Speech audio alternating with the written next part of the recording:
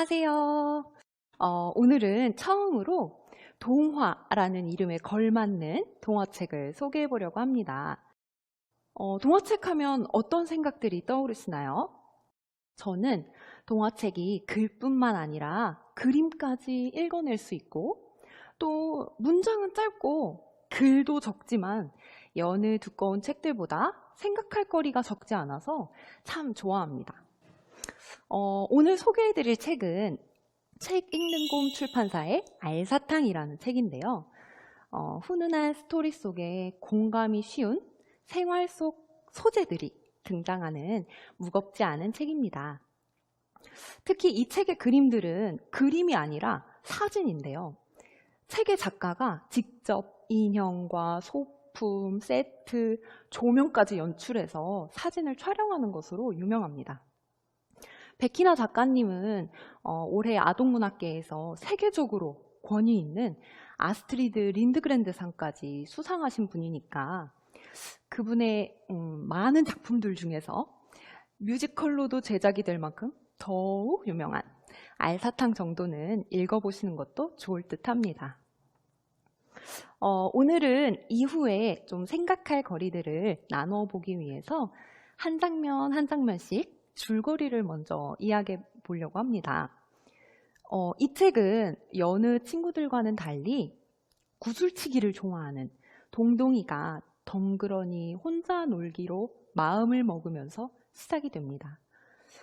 과연 진짜 혼자 노는 게 좋았을지 좀 의문이 들 정도로 허전한 배경 속에서 동동이는 새 구슬을 사기 위해 문방구로 가게 되죠.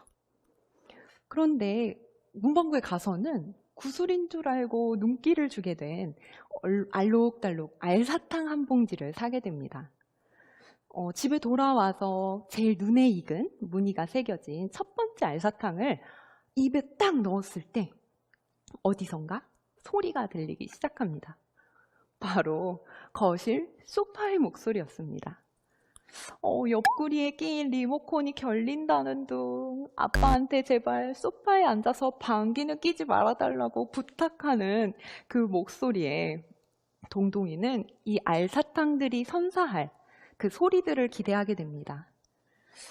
두 번째 알사탕은 8년 동안 동동이와 함께 산 반려견 구슬이의 목소리였는데요. 그간 마음을 알 수 없어서 쌓였던 둘만의 오해를 풀면서 즐거운 시간을 보냅니다. 그리고 그 이후엔 퇴근하고 돌아오신 아빠의 쏟아지는 막 잔소리에 그 반항하는 마음으로 잠자리에 누워서 가장 까칠까칠한 알사탕을 몰래 입에 넣죠. 입에서 녹을수록 선명해지는 이번 소리는 바로 방금까지 동동이에게 잔소리 폭탄을 선물한 아빠의 목소리였습니다.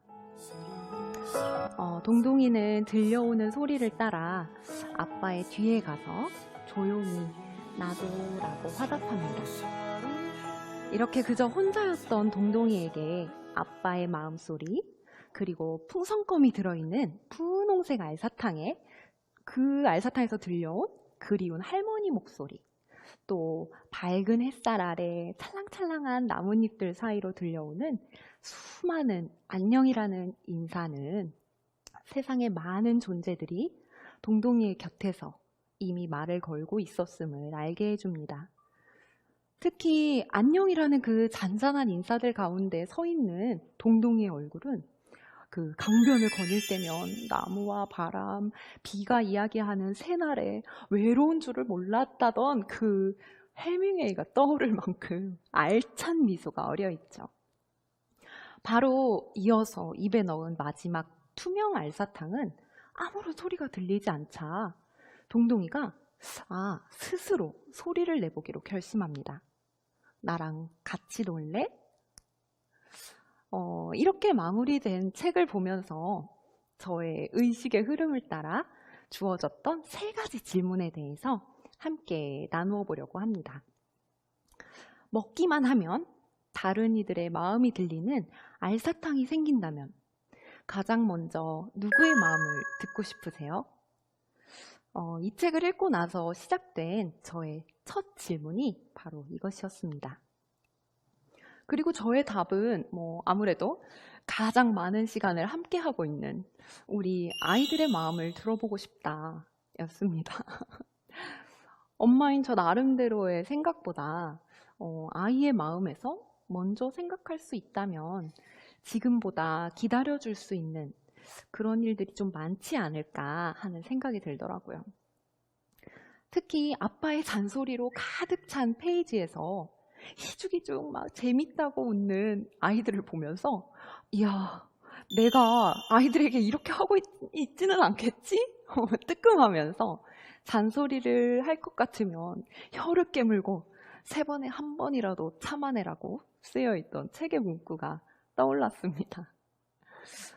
이렇게 부모와 아이 사이가 아니더라도 요즘은 누구나 마음속 이야기들을 다 꺼내며 살지 않다 보니까 서로 오해가 쌓이는 경우가 많은 것 같습니다. 이번 기회를 통해서 나는 누구의 마음이 듣고 싶은지, 또 왜 그 마음이 듣고 싶은지 생각해 보시다 보면 듣고 싶은 그 마음을 조금 더 헤아려 볼 수 있는 시간들이 되지 않을까 생각해 봅니다. 이렇게 누군가의 마음이 듣고 싶다에서 시작된 생각은 그러면 내 마음도 한번 들려줘 보고 싶다라는 생각으로 이어졌습니다. 여기서 바로 2번째 질문. 나의 속마음을 들려주고 싶은 이가 있으신가요? 최근 읽은 한 책에서 이중수준 메시지라는 단어를 알게 되었습니다. 말이나 목소리, 표정 등의 표현이 서로 모순되는 경우를 말한다고 합니다. 요즘 상대에게 마음에 드는 대답을 해주려고 애를 쓰다 보니까 그 무의식 중에 나오는 표현들하고 또 내가 뱉은 말이 일관성이 없는 거죠. 여러 심리서적들은 이런 상황에서 내 마음이 시키는 대로 하는 게 최고다, 좋다라고 이야기하지만 내 마음만큼 다른 이들의 마음도 귀한데 라는 생각을 하다 보면 선뜻 있는 그대로 표현하기는 좀 어려운 경우들이 많은 것 같습니다. 하지만 결국 내 진심을 전하고 싶을 땐 일관성 있는 나의 표현들이 가장 효과적이겠죠? 내 마음을 들려주고 싶은 일을 떠올리면서 또 나의 이런 표현들이 상대에게 꼭 부담이지는 않을 수 있다. 그런 마음을 가지고 내 진짜 마음을 들려줄 수 있는 사소하지만 지혜로운 방법들에 대해서 생각해 보실 수 있는 시간들이 될 거라 생각합니다. 생각의 초점이 나의 마음으로 넘어온 다음에 제가 마지막으로 생각해 보게 된 질문들은 바로 이것들이었습니다. 아이들의 마음을 들어보고 싶은 그 내 마음은 어떤 마음일까? 내 속마음을 들려주고 싶은 그 마음은 도대체 어떤 마음일까? 혼자 노는 것이 나쁘지 않다고 막 합리화하고 주변에 분홍색이라고는 씹다가 붙여놓은 풍선껌뿐인 동동이가 자신의 외로움을, 그리움을, 그리고 알지 못한 채 혹은 덮어둔 채 살아가는 것처럼 나 또한 내가 모르는 혹은 너무 깊숙이 덮어두어서 잊혀져 버린 그런 마음이 있지는 않을까? 생각하던 그때 떠오르는 인물이 있었습니다. 바로 혼자 놀기 위한 새 구슬을 찾는 외로운 동동이에게 그건 알사탕이야, 아주 달지 라는 한마디를 건넴으로써 스스로도 모르던 마음을 치유할 수 있는 달콤한 기회들과 지혜, 용기를 선물한 문방구 할아버지였습니다. 그렇다면 지금 내 마음이 궁금하고 조금은 두렵다면 결국 나도 모르는 내 마음을 다 아시는 하나님과의 관계를 굳건히 하는 것만이 다른 이들의 마음을 귀로 듣지 않아도 되는 지혜와 또 내 마음을 표현할 수 있는 용기까지도 채워지겠구나 하는 생각이 들었습니다. 오늘은 결론은 없습니다. 그저 동화책 한 권이 가져온 질문들을 각자 생각해 보시는 것만으로도 또 혹은 자녀와 함께 읽게 되신다면 질문에 대한 생각들을 공유해 보시는 것만으로도 충분하다고 생각합니다. 약간의 팁 정도만 드리면 어린 아이들과는 너무 심도 있는 대화만 이어가기보다 내 마음 알사탕은 어떤 모양일까? 투명 그릇에 마음을 표현해 볼 수 있는 여러 가지 소리들을 담아서 이렇게 흔들어 보아도 좋고, 또 마음을 표현해 볼 수 있는 여러 가지 색깔들을, 점토들을 섞어서 알사탕을 만들어 보아도 좋고요.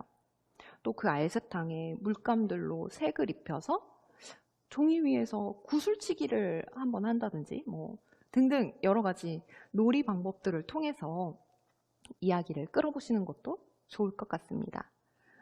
조금 큰 아이들과는 마지막 투명 알사탕으로 나에게는 어떤 일이 일어났으면 좋겠는지 동화 이어쓰기를 하셔도 재밌을 것 같고요. 오늘은 여러 질문들을 던진 채 여기서 마무리해 보겠습니다. 그림과 함께 읽으시면 훨씬 더 재미있을 책 알사탕 추천합니다.